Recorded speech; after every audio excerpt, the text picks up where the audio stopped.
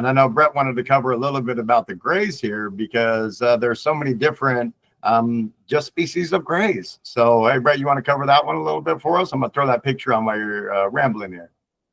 Oh, thank you, Scotty. I appreciate that, man.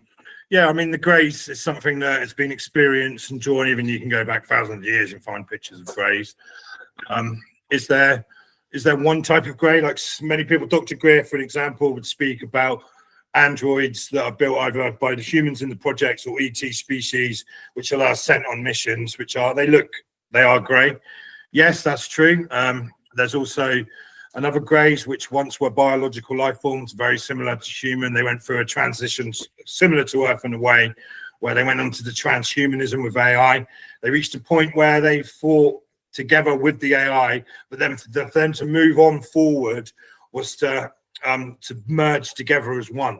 So they got rid of their bodies, they created fiber bodies, and they merged AI with these fiber bodies, and they transferred their consciousness into this. They then exist in the field that they've created, almost like a cloud, like an internet. So when they live in these fiber bodies, they die, they go back, and they can be reborn. Though that comes to a problem with them, and they're the ones that come back. And sometimes people speak about saying, especially in the projects, that they were us from the future trying to stop us making the same mistake, which is kind of true. Though it was a different version of an offspring of reality, and their universe failed. They've come into us and they gain. But also on top of that, like I said earlier, just on Earth, 400,000 different species, not different species of beetles.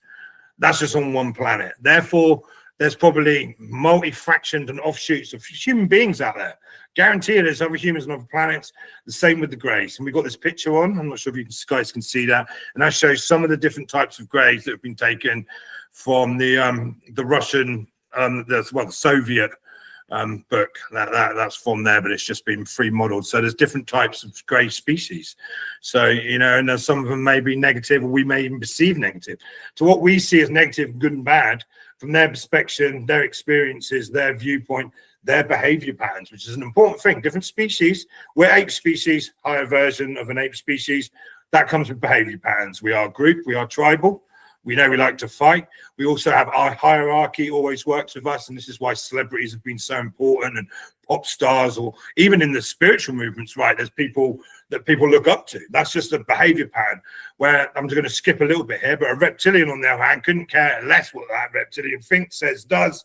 I'm doing me, where humans can be very much influenced with the collective, and the same as different species will have different behavior patterns, which from our perspective might not make sense. Like with the greys, I've experienced them from a very, very young age. And I'm talking about the ones that they were biological, they're now on fiber bodies. From a very young age they come.